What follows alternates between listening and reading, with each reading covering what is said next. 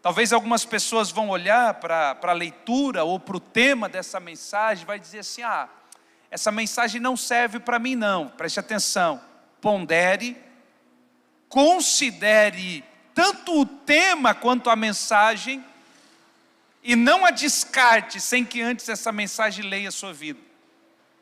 Eu quero pedir que você abra a sua Bíblia em Mateus, Evangelho de Mateus capítulo 3.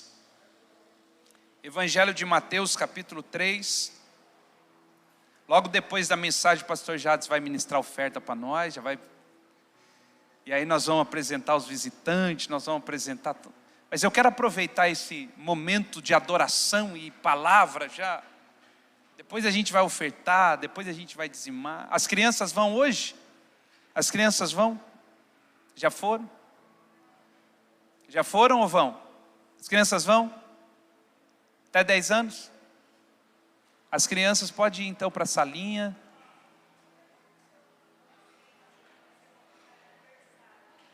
E eu preciso de uma mãe para ser voluntária no berçário. Uma mãe que se levante para ser voluntária no berçário hoje. Aleluia. Evangelho de Mateus, capítulo de número 3 e o versículo de número 1 e 2. Está escrito assim, olha, naqueles dias apareceu João, o Batista, pregando no deserto da Judéia. Verso 2. A pregação de João era essa: arrependei-vos, porque está próximo o reino dos céus. Amém? A mensagem de João era essa: arrependei-vos, porque está próximo o reino de Deus. O tema da mensagem de hoje é bem simples. O próprio texto nos dá, e eu quero fazer uso dele. Arrependei-vos. Olha para 3 pessoas perto de você e diga assim: é necessário arrependimento.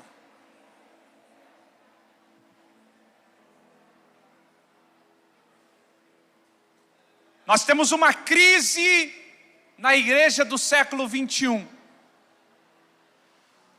A crise da igreja do século 21 é uma igreja que se aproxima de Deus, que quer estar perto de Deus, que quer usufruir da bênção de Deus, mas que não possui arrependimento de vida.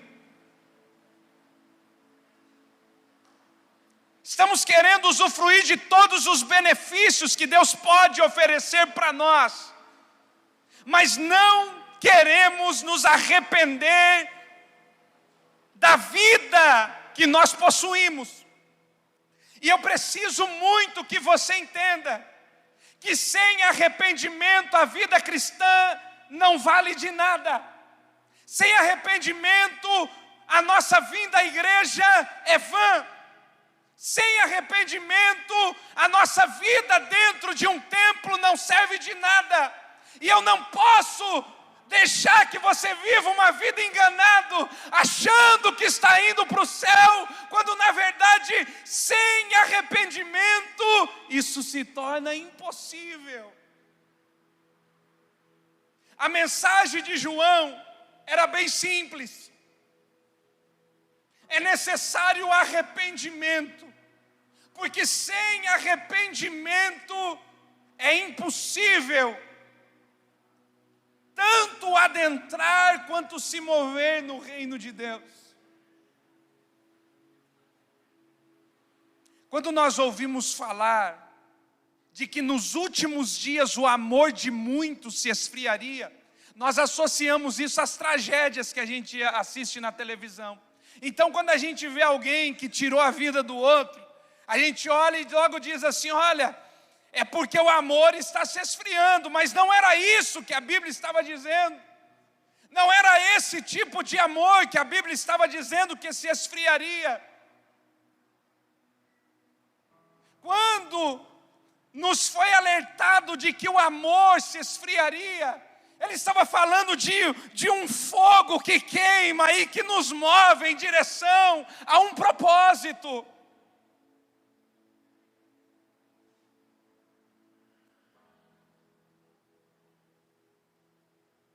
que me tirou de casa hoje, o que me fez vir até aqui, o que tirou milhares de pessoas da sua casa no dia de hoje e as conduziu ao templo.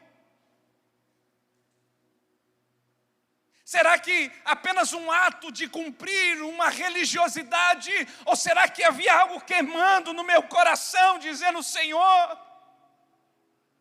hoje é o dia de congregar, hoje é o dia de encontrar os meus irmãos, hoje é o dia de se tornar o corpo de Cristo nessa terra. Agora perceba, versículo de número 8 do capítulo 3 do Evangelho de Mateus. Olha o que João vai dizer aqui: produzi, pois, frutos dignos de arrependimento. Isso é interessantíssimo, porque alguém pode dizer assim: pastor, mas eu já me arrependi da vida que levava. Veja, todo arrependimento verdadeiro, genuíno, ele externa frutos. É impossível viver uma vida de arrependimento sem que frutos apareçam. Todo aquele que se arrepende, ele externa frutos. E preste atenção, frutos não são folhas. Frutos é aquilo que os outros podem se alimentar. Lembra quando Jesus viu aquela figueira? Ele viu aquela figueira de longe, linda, maravilhosa, e o que atraiu Jesus para aquela figueira não foi a beleza das suas folhas, mas era para ver se no meio daquela folhagem havia fruto. Nós não precisamos ser uma igreja bonita, nós precisamos ser uma igreja de frutos.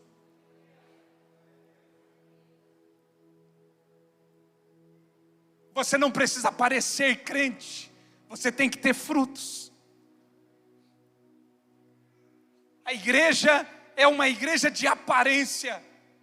Estamos vivendo um evangelho de aparência, quando na verdade Jesus está dizendo: o que importa são os frutos. Chegará o dia em que o Senhor nos visitará além das folhas da nossa vida, além da aparência da nossa história, e dirá: onde estão os frutos dignos de arrependimento?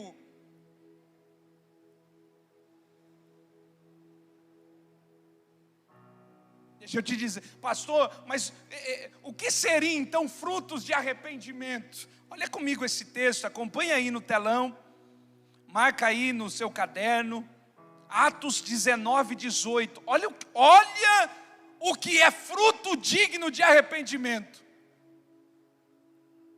E muitos dos que haviam crido vinham confessando, porque veja, diga comigo, todo arrependimento, não, diga todo arrependimento, ele carrega alguns sinais. Primeiro sinal de um arrependimento legítimo, verdadeiro, é a confissão. Não existe arrependimento sem confissão. Todo arrependimento precisa ser seguido de confissão. Eu abro o meu coração. É como Davi externando no Salmo, dizendo: quando eu me calei, relatando o pecado dele com Betseba, porque havia escondido o pecado até que Natã o repreendesse. O pecado estava escondido, e ele diz: quando eu me calei, ou seja, quando eu escondi o meu pecado, os meus ossos se corroeram. Todo aquele que se arrepende, ele precisa colocar para fora todo o lixo, toda a imundície que ele produziu. Eu não posso me arrepender e continuar carregando todo esse entulho dentro da minha alma. Eu preciso abrir o meu coração, eu preciso chorar.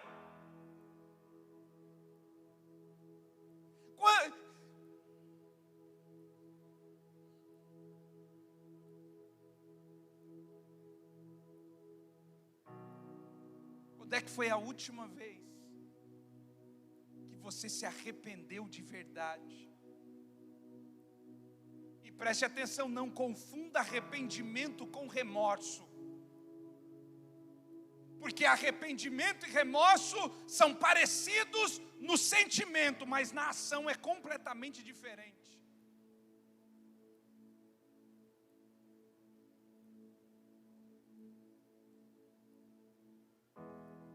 Coloca o texto para a gente, por favor. Olha aqui o que eles estavam dizendo. E muitos dos que haviam crido vinham confessando e revelando os seus feitos. Preste atenção aqui. Não é sendo descoberto, é revelando. Há duas maneiras de você trazer um pecado à tona: ou você confessa, ou ele é descoberto. Não existe outra maneira. Esses homens confessando e revelando os seus feitos, verso 19, olha que coisa extraordinária. E muitos também dos que tinham praticado as artes mágicas, estavam falando de homens que praticavam a bruxaria.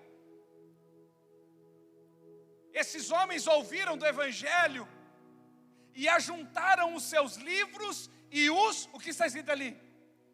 Queimaram na presença de todos. E calculando o valor deles, acharam que montava a 50 mil moedas de prata. Toda vez que a Bíblia para fazer a conta de qualquer coisa, é que ela quer que você preste atenção que aquilo era muito importante e tinha muito valor. O Evangelho, quando chegou na vida desses homens, e eles receberam uma verdade maior do que a verdade que criam, eles pegaram tudo o que tinham e disseram: isso aqui já não serve mais para a gente, mete fogo. Tem muita gente que já aceitou a Jesus, mas que ainda não aprendeu a queimar as pontas que ainda o prende ao passado. Sabe o que eu acho extraordinário?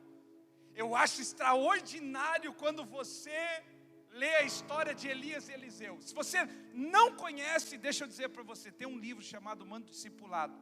Não lembro o autor, não lembro, eu só sei que é um livro que você precisa ler. Elias e Eliseu. Quando Elias encontra Eliseu, a Bíblia diz que Eliseu estava arando a terra com um arado. Então Elias chega e põe a capa em cima de Eliseu. Eliseu entendeu: acabou a minha vida, daqui para frente é uma nova história. Sabe o que a Bíblia diz que ele fez? Ele queimou o seu arado. Presta atenção, olha, Eliseu poderia ter deixado o arado ali.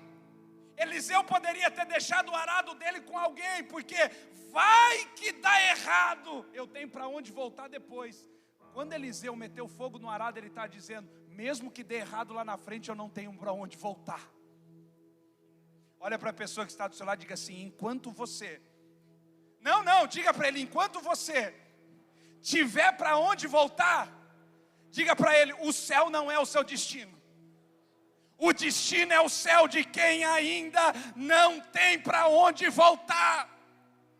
Por isso a Bíblia diz: quem põe a mão no arado e olha para trás, não é digno de mim. Você está aí? Não, eu até vou servir a Jesus, mas eu preciso deixar o arado aqui, porque vai que não dá certo.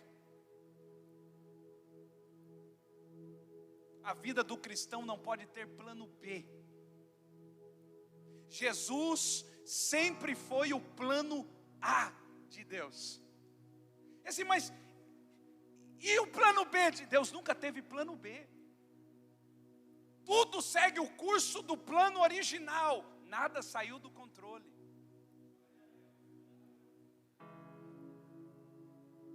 Não, eu tenho que fazer aqui, pastor, meu aradinho aqui, porque vai que, né, pastor? Eliseu entendeu o chamado, e quando entendeu o chamado, ele diz assim: põe fogo nesse negócio, a minha vida daqui para frente é outra, isso aqui já é passado, não serve mais. coisa que precisam ir para o fogo.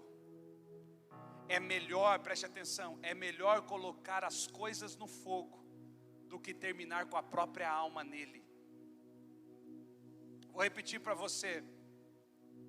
É melhor colocar coisas no fogo do que terminar com a própria alma nele. É por isso que a Bíblia diz: se o teu olho te impede, arranca ele fora. É melhor entrar no céu sem um olho do que ir com os dois para o fogo. Pastor, você quer que a gente tenha medo? Você quer que eu venha à igreja porque eu corro o risco de ir para o inferno? Não, querido. Eu quero que você se arrependa e só tenha um plano na sua vida, e que ele seja o céu. Mas eu preciso que você entenda que sem arrependimento não existe possibilidade nenhuma de ir para o céu. Eles queimaram, só para a gente terminar aqui,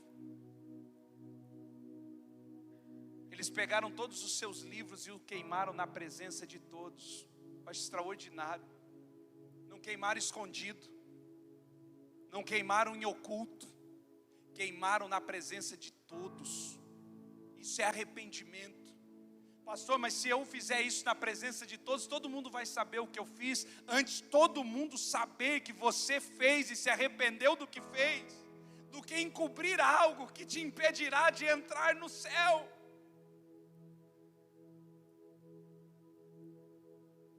A vida de um cristão precisa ser como a vida de um político. Pastor, como assim a vida de um cristão precisa ser como a vida de um político? Você entra na internet, você vê a vida pública de um político. Está tudo lá. Assim deveria ser a vida do cristão. Não tem o que esconder. Está tudo aqui. É tudo diante de todos. Ah, mas isso é puro. Presta atenção. Deixa eu dizer algo para você. A igreja está nessa decadência porque as pessoas que assumem lugares como esse, quando pecam, não sobem aqui para pedir perdão. É fácil cometer pecado estando com o microfone na mão, instrumento na mão, mas quando erra, precisa subir aqui com a mesma responsabilidade e dizer: eu errei, perdão, irmãos. Se isso acontecesse, a igreja seria outra. Mas não, quando acontece, a gente quer tratar no quieto. Não tem que meter fogo na presença de todo mundo. Se é que você me entende. Ah, pastor, mas isso é vergonha. Não, não é vergonha. Vergonha é ficar encoberto, em oculto. Você está aí, irmão? Fala alguma coisa. É aquela mensagem que, se você não ajuda, parece que... Vou até tomar uma água agora.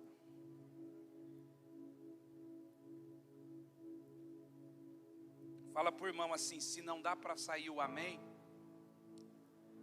pode ser o ai. O ai na Bíblia é quase o mesmo peso do amém.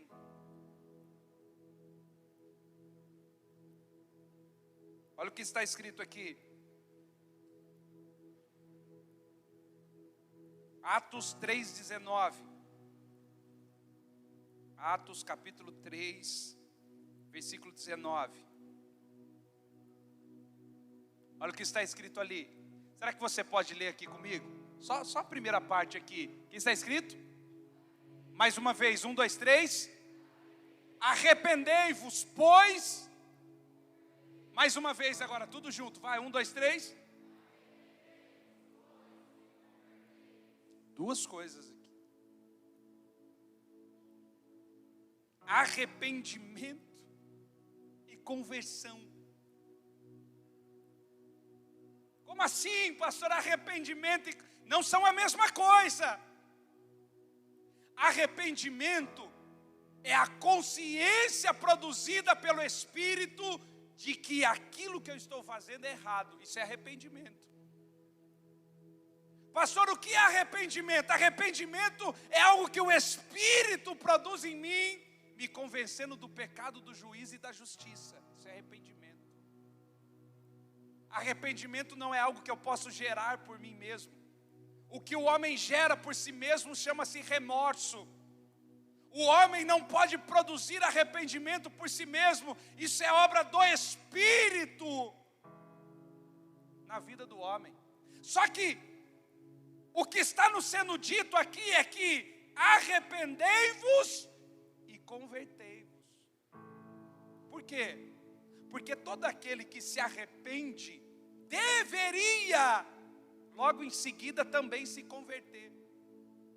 Se arrependimento é a consciência do erro gerada pelo Espírito, é claro, a conversão é a mudança de comportamento. O que nos falta hoje, pastor?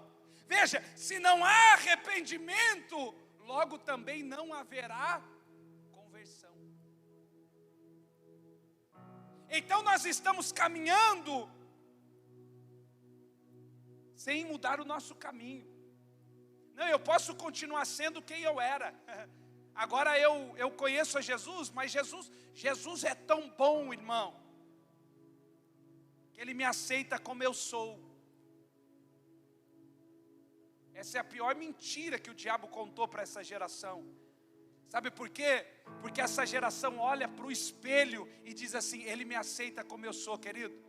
Você nunca vai saber quem é olhando para o espelho. Você vai saber quem é quando conhecê-lo de verdade. Essa geração olha para o espelho e diz: Ele me ama, Ele me aceita, Ele me chamou, Ele me escolheu. Não! Aquilo que aconteceu em Mateus capítulo 16, quando Pedro diz: Tu és o Cristo, Filho do Deus vivo. Jesus disse assim: Não foi carne nem sangue que te revelou essa verdade, Pedro, mas o meu Pai que está no céu. E assim como você me conheceu, eu também te digo que tu és Pedro. É impossível conhecer a mim mesmo sem que antes eu o conheça. Primeiro você conhece a Jesus e depois conhece a si mesmo.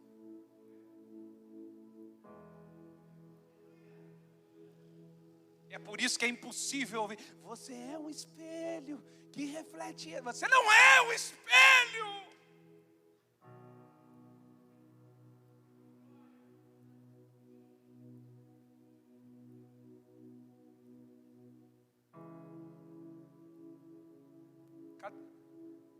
Alguém do Cafar, dá um vaso para mim de barro. No Cafar, tem um vaso de barro? Tem um vaso de barro, Fabiola? Leandro, um vaso de barro, as meninas do Cafar, alguém dá um vaso de barro para mim. Quando Deus,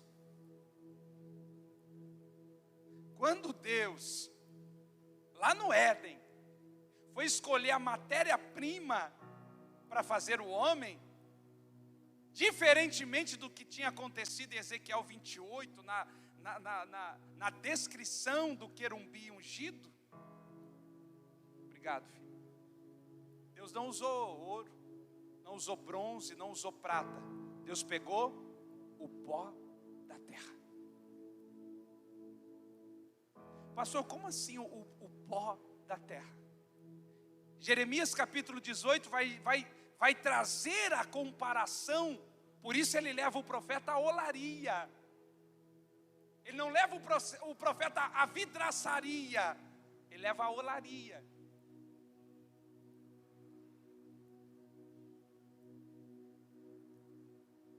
Está vendo seu reflexo aqui, Vitor? Veja você. A senhora está vendo aqui o seu reflexo?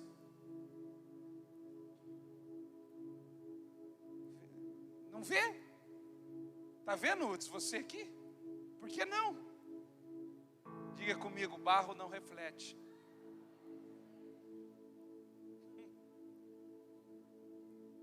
A única maneira de você saber o que existe num vaso de barro é se você sair de onde está e vir aqui olhar aqui dentro. Porque ele não reflete, ele não tem brilho, ele não reproduz luz. Porque a glória que Deus colocou foi dentro do vaso.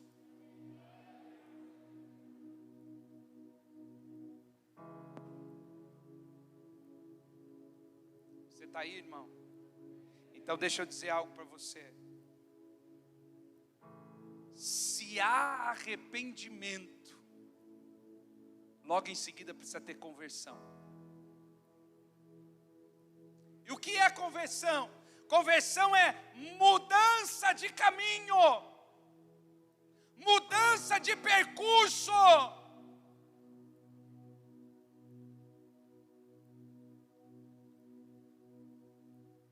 Se você aceitou a Cristo e continua andando nos mesmos caminhos que andava, não há conversão. É necessário se arrepender para mudar o caminho. Jesus nos disse: estreita é a porta e apertado é o caminho que conduz à salvação. Mas larga é a porta e espaçoso é o caminho que leva à perdição, e são muitos os que entram por ela.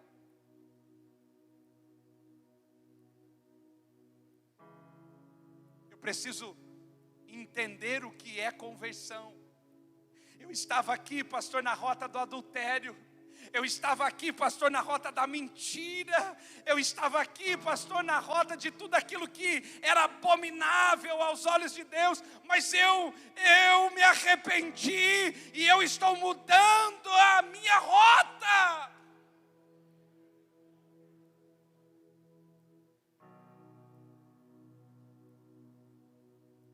Eu não posso mais continuar no caminho que eu estou vivendo.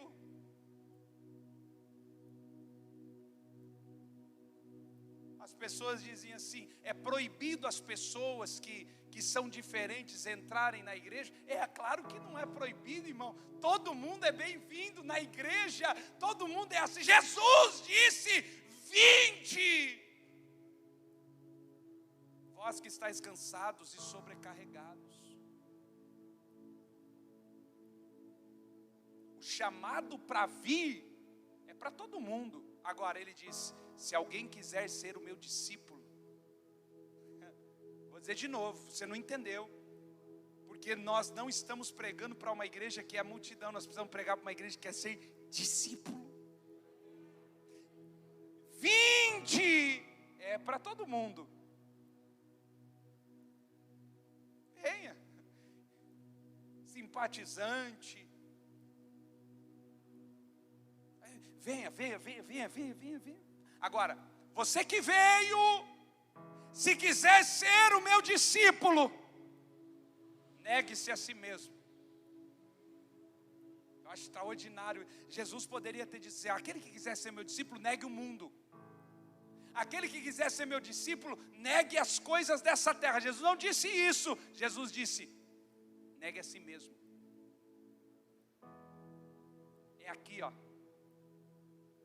que começa. É aqui o problema. Aqui dentro existe um Adão caído, irmão. Aqui dentro existe um homem caído, que se você não tomar cuidado, ele levanta e acaba com a sua vida em minutos. Você está aí, irmão?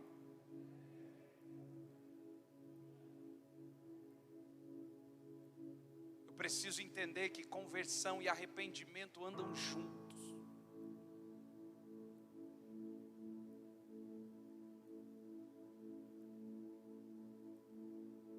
Hoje nós abrimos exceção para tudo.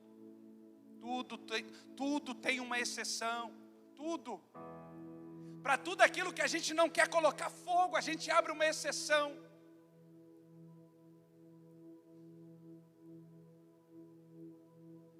Não, isso não é problema, isso não é pecado, isso não faz mal, a gente abre uma exceção. Mas quando chegarmos diante de Deus, não haverá exceções que nós abrimos por conta própria. Nós precisamos entender uma coisa: arrependimento muda o meu caminho. Lucas capítulo 19 vai contar a história de quando Jesus entra na casa de Zaqueu. Preste atenção para você entender isso, porque talvez você não tenha entendido e por isso a sua vida até hoje não mudou de rota. Jesus entrou na casa de Zaqueu. Tem toda a história que você conhece. Ele sobe numa figueira, Jesus vê ele, desce daí, hoje me convém ir até o ótimo, lindo. Jesus entra dentro da casa de Zaqueu e diz assim: hoje a salvação chegou dentro dessa casa. Não foi a salvação chegou na vida de Zaqueu, hoje a salvação chegou nessa casa. Salvação não chega para uma pessoa, salvação chega para uma família. O diabo pode enganar você, o diabo pode dizer: mas você vai na igreja sozinho. Diz assim: na igreja eu posso até estar, mas no céu eu estarei com a minha casa. Aí tem uma coisa, preste atenção. Diga comigo: Jesus entrou na casa de Zaqueu. Não, mais uma vez. Mais uma vez. Jesus entrou, Jesus trouxe a salvação, mas teve uma coisa que Jesus não fez. Não foi Jesus que disse assim: agora que a salvação chegou, Zaqueu, se você roubou de alguém, devolve para ele. Jesus não fez isso. Quando Jesus entrou na casa de Zaqueu, o arrependimento, e então a conversão. Senhor, se por acaso eu defraudei, roubei de alguém, eu vou restituir 4 vezes mais daquilo que eu fiz.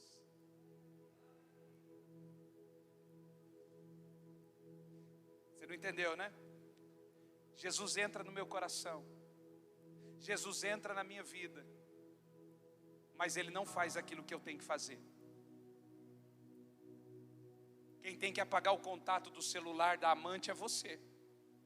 Não, Espírito Santo me ajuda a vencer. Não, Espírito Santo não, apaga você. Não passa lá você. Não liga você. Hello? Você está aí?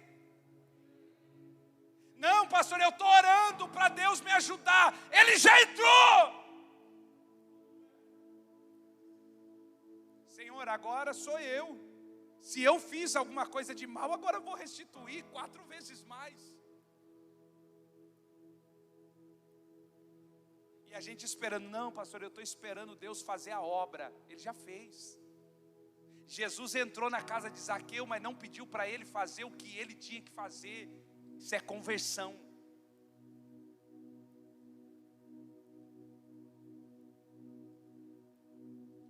A gente fica com a ideinha do desenho, né? O diabinho e o anjinho aqui em cima. Mudança de rota é assim. Se ele chegou, acabou. Eu tenho que parar. Deu, fim. Ah, pastor, mas não é fácil. Quem disse que seria?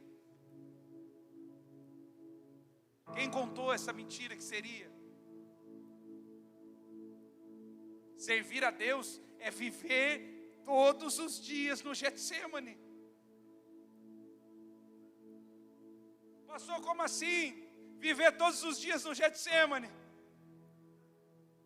Seja feita a tua vontade, Senhor. O Senhor sabe qual era a minha vontade, o Senhor sabe o que passa aqui dentro, mas não é por ela que eu vivo, não é por ela que eu sonho, não é por ela que eu ando, não é por ela que eu caminho pela tua vontade, e só pela tua vontade eu quero andar. Se fosse pela minha vontade, o Senhor sabe que eu não estaria aqui, mas é pela tua vontade, Senhor. O Senhor sabe que pela minha vontade eu tinha ido embora, Senhor, mas não é pela minha vontade. Eu já tinha abandonado o casamento, eu já tinha abandonado o trabalho, eu já tinha saído da igreja, mas não é a minha vontade. Ela ficou cravada na cruz quando eu me arrependi.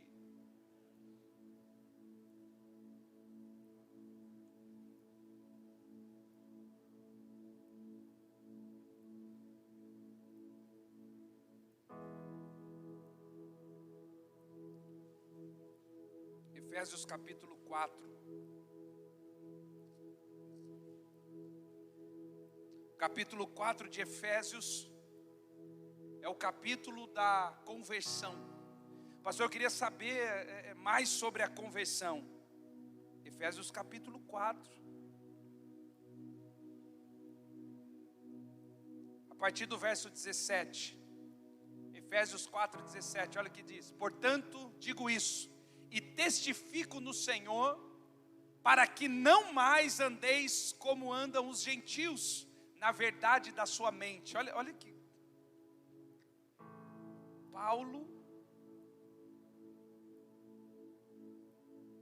o apóstolo com o maior número de cartas do Novo Testamento, vai dizer algo extraordinário, dizer, você já não anda mais como gentios, na verdade da sua mente. Próximo. Entenebrecidos no entendimento, separados da vida de Deus pela ignorância que há neles e pela dureza do seu coração. Duas coisas que nos afastam de Deus: ignorância e dureza de coração. Se nós pudéssemos, presta atenção agora, se nós pudéssemos resumir todos os problemas da humanidade, sintetizá-los em dois pilares, seriam ignorância e dureza de coração. Pastor, como é que nós resolveríamos quase todos os problemas da humanidade? Resolvendo o problema da ignorância e tratando a dureza de coração. Agora veja, próximo texto. Os quais, tendo se tornado insensíveis, entregaram-se à lascívia para cometerem com avidez toda sorte de impureza. 20. Mas vós, você está falando de nós agora, por favor.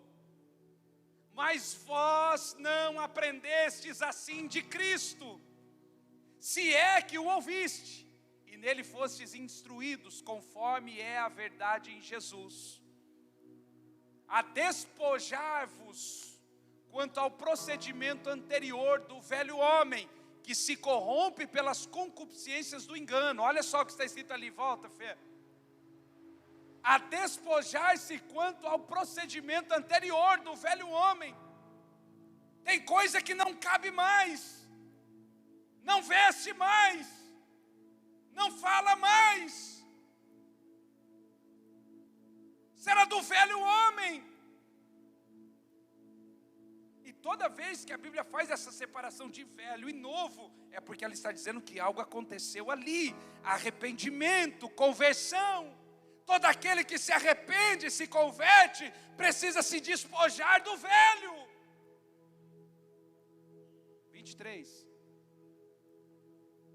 A vos renovar no espírito da vossa mente. Olha só. Pode seguir. E a vos revestir do novo homem, que segundo Deus foi criado em verdadeira justiça e santidade. Pelo que deixai a mentira, falai a verdade cada um com o seu próximo, pois somos membros um dos outros. Irai-vos e não pequeis, não se põe o sol sobre a vossa ira. Não deis lugar ao diabo. Aquele que furtava, não furte mais, antes trabalhe, fazendo com as mãos o que é bom, para que tenha o que repartir com o que tem necessidade. Não saia da vossa boca nenhuma palavra torpe, mas só a que seja boa para a necessária edificação. Eu vou parar só nesse. Olha para a pessoa que está do seu lado e diga assim: meu irmão, diga, meu irmão, por favor, se não for para edificar, não fala.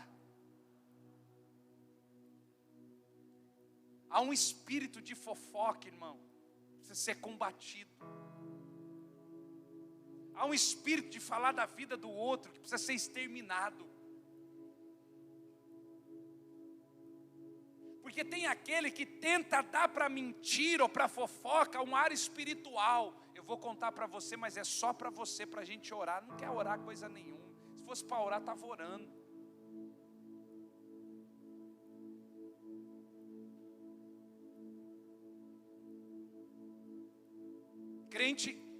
Presta atenção, crente não faz rodinha, irmão. Crente não faz reuniãozinha secreta.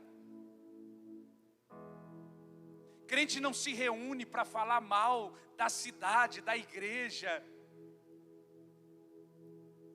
Crente se reúne para falar salmos e hinos espirituais. E se não for para isso, é melhor que nem tenha.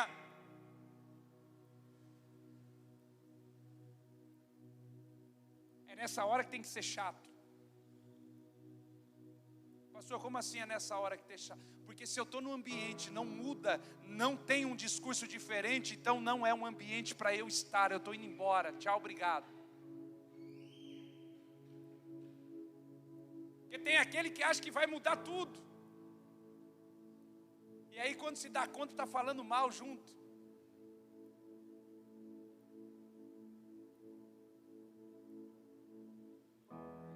Está dentro de grupo de WhatsApp que fala mal de todo mundo. Está fazendo o que aí, crente? Não, pastor, mas é só uma piadinha. Crente não faz piada com a vida dos outros. Se não é para orar, é fofoca. Se não é para edificar, é do inferno.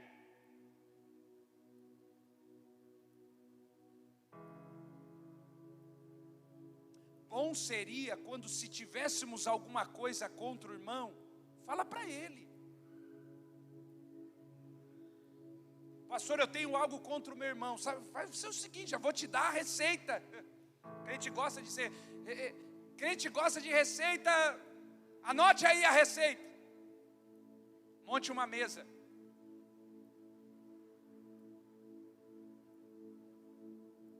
Põe o pão e o suco da uva. Liga para o irmão ou para a irmã e diga assim: querido, eu queria muito que você viesse comer em casa hoje. Leva ele lá. Quando sentarem à mesa, diga tudo, mas diga para quem é a pessoa certa para ser falado. E no final, celebrem a ceia, se abrace, se perdoe, chore. Mas saia dali resolvido com quem tem que resolver o problema.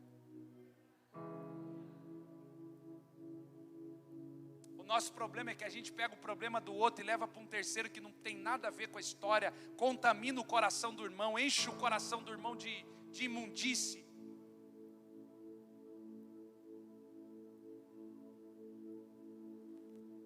Eu vou pegar o Tiago eu posso, Tiago é costa larga. É couro de camelo, igual João Batista. Posso usar seu nome? Obrigado. Eu gosto de falar o nome assim, porque daí não tem mais jeito.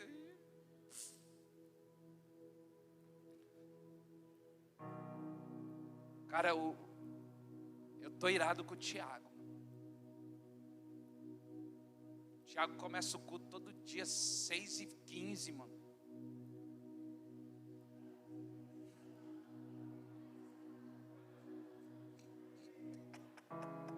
É que eu já provei para confessar o pecado, aí eu já falo de púlpitos.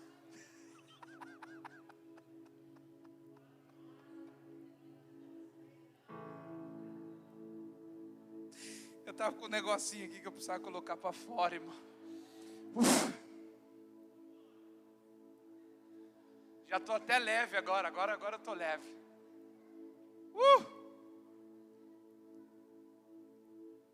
Eu tenho que falar com o Tiago. Davi no Salmo 23, ele diz: prepara uma mesa na presença dos meus inimigos, e ali unge a minha cabeça com óleo, e o meu cálice transborda. Sabe onde o cálice transborda? Na mesa.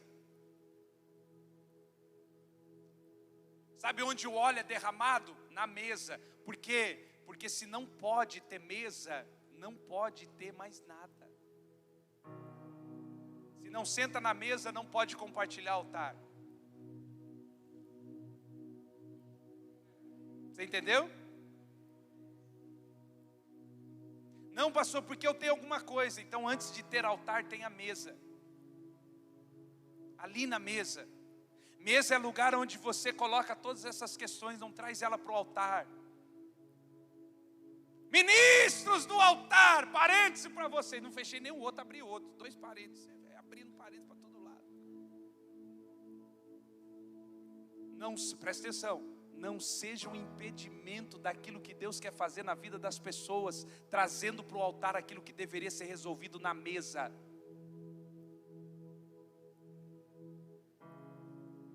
Ah não, mas é coisinha pequena. Eu já vi coisinha pequena virar um monstro, irmão, porque não foi resolvido.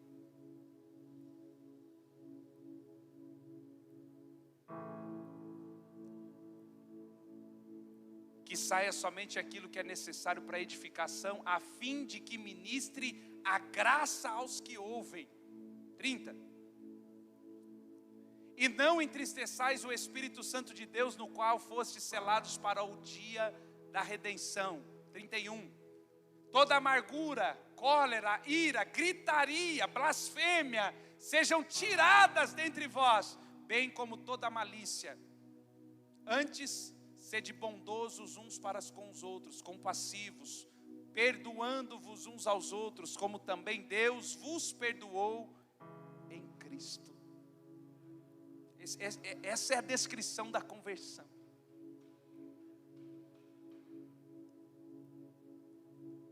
Pastor, eu queria saber se eu me converti. Passe a sua vida por Efésios 4. 17 ao 32, e veja a peneira da conversão. Romanos capítulo 6. Romanos capítulo 6, verso 17. Mas graças a Deus, que embora tenha sido servos do pecado, a palavra servos aqui é escravo. Porque a gente tem uma ideia de servo, fala assim, não, eu sou servo de Deus. A palavra servo no grego é escravo. Mas graças a Deus, embora tido sido servos, escravos do pecado, obedecesses de coração a forma de doutrina a que fostes entregue. Próximo. E libertos do pecado, foste feitos servos da justiça. Presta atenção, nós éramos escravos do pecado, e aí Ele nos libertou para nos fazer escravo da justiça. A posição não mudou, a configuração sim, o ambiente sim. Eu agora deixei de ser escravo do pecado para me tornar escravo de Cristo Jesus. Agora vem, presta atenção nisso. Olha o que Paulo vai dizer. Falo como homem, por causa da fraqueza da vossa carne. Pois assim como apresentastes os vossos corpos, apresentaste os vossos membros como servos da impureza e da iniquidade, para a iniquidade, assim apresentei agora os vossos membros como servo da justiça para a santificação. Quem entendeu? Irmão, presta atenção no que eu vou dizer para você, ó. O Vitor, posso falar do Vitor agora? Falar do Vitor. O Vitor tinha um negócio, gostava de um negócio chamado rave. Rave? Quanto tempo durava uma rave? A menorzinha. 18 horas.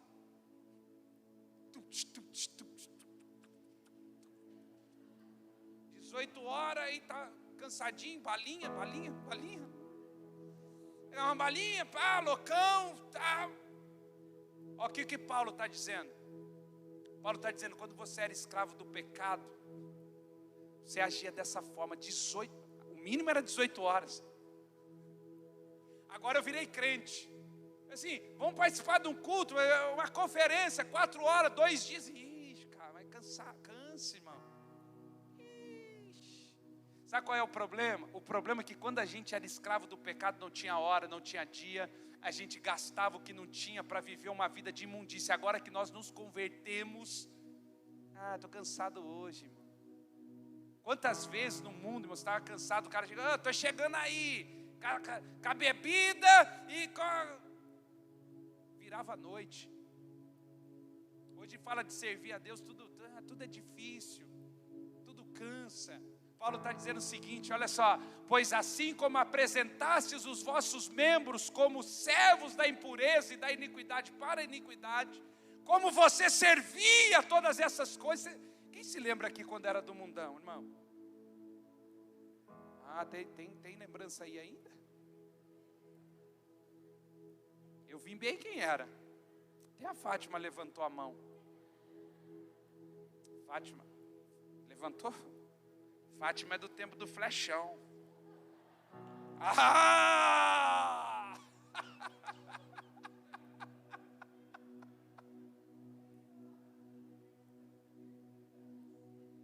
Meu Deus, Fátima. Foi revelação mesmo das pesadas? Oh, Jesus, salva a Fátima, Senhor.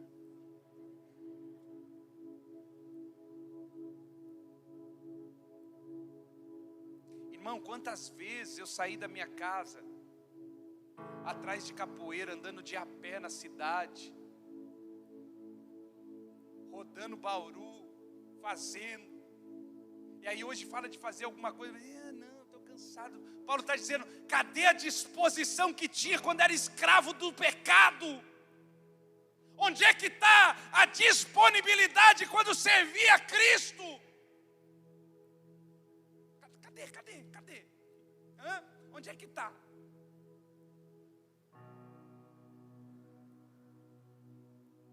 Quantos sabiam que a gente tinha mercado solidário ontem? Por que não veio? Por que não passou aqui? Por que não ligou para dizer se precisava de alguma coisa?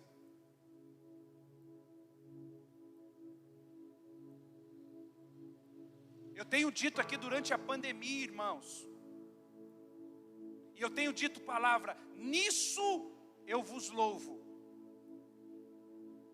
Pela atitude dos irmãos durante a pandemia, nisso eu vos louvo. Mas no que nós estamos fazendo no mercado solidário, nisso eu não vos louvo.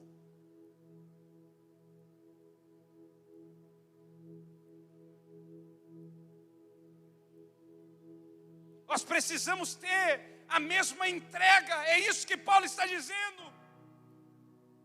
O mesmo ânimo que eu tinha para servir as trevas, eu preciso ter para servir na luz.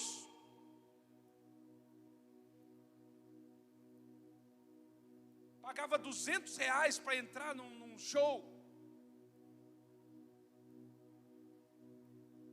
Hoje qualquer coisa que fala de investimento na igreja ou no reino de Deus é muito.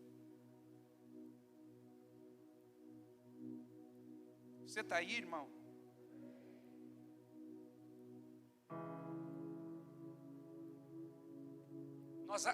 Nós tínhamos atendido o mês passado. Quantas famílias foram no mês passado?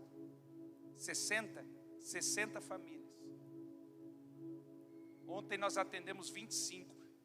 Louvado seja Deus por isso. Deus, não nós. Assim, como assim, pastor? Tem que ser Deus mesmo. Como louvado seja, não, eu estou dizendo a expressão que Paulo usava, nisso eu vos louvo.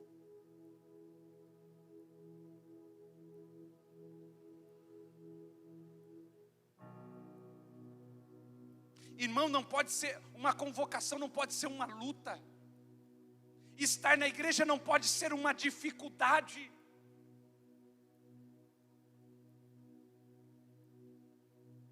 Da mesma forma como me entregava no mundo, eu preciso me entregar ao Senhor. Tinha toda aquela movimentação no mundo, aí chega na igreja e não levanta uma mão. Período de adoração, prestando atenção em tudo, menos no culto. Tudo atrapalha, tudo é ruim. Você já viu em cada muquifo que você entrou quando era do mundo, irmão? Tá nem aí. Você se lembra disso? Cada inferninho, lembra do inferninho que entrava? Literalmente chamado de inferninho. Entrava, estava bom. estava nem aí com nada. Agora não, agora para servir a Deus tudo é ruim, irmão. Tudo é ruim, tudo é chato. Aí nasce a ideia eu não estou me sentindo bem nessa igreja. Não tem que se sentir bem em igreja nenhuma, irmão. Igreja não é para se sentir bem. Igreja é lugar de culto.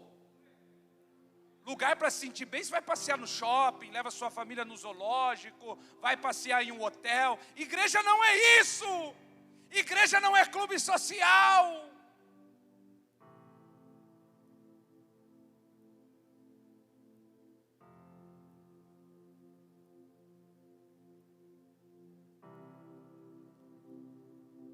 E eu quero terminar com esse texto, Jeremias 15, 19 e 20.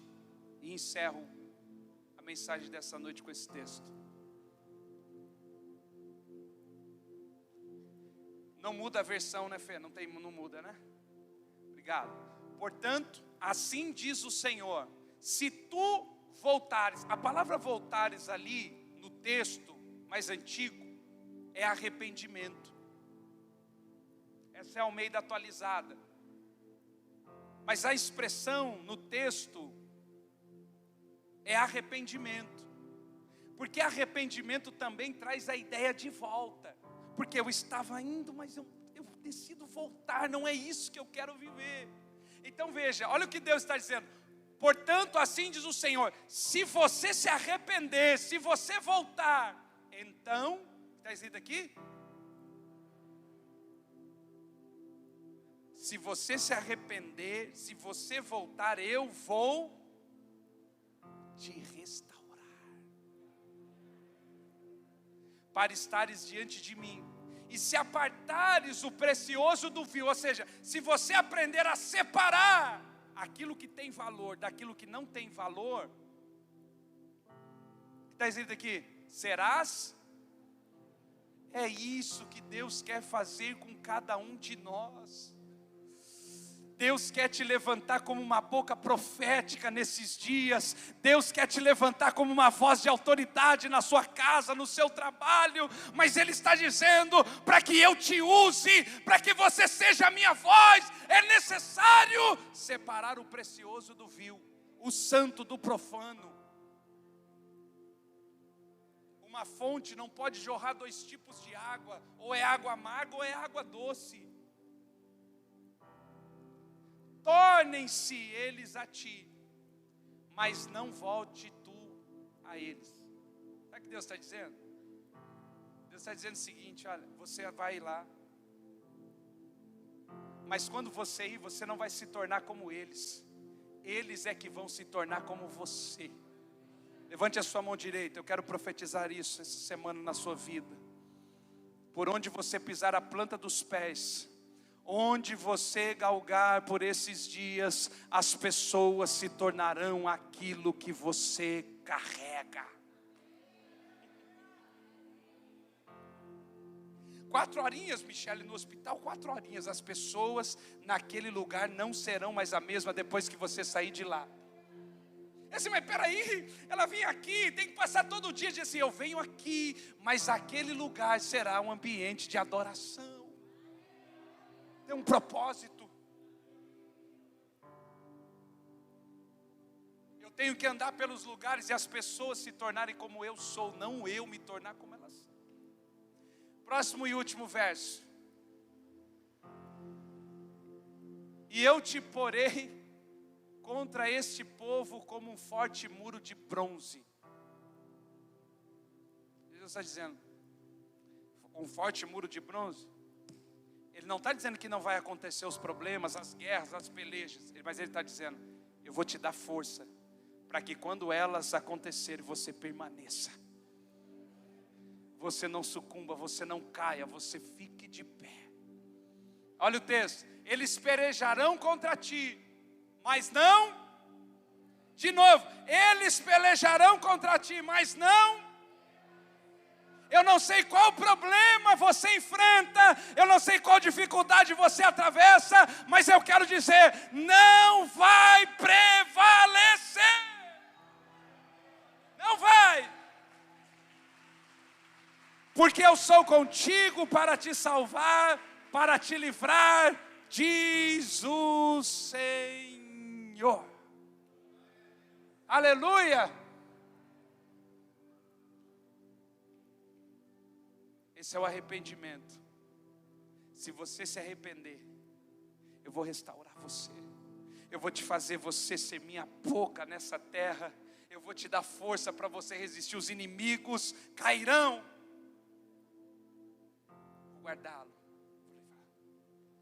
Vamos orar. Vamos orar.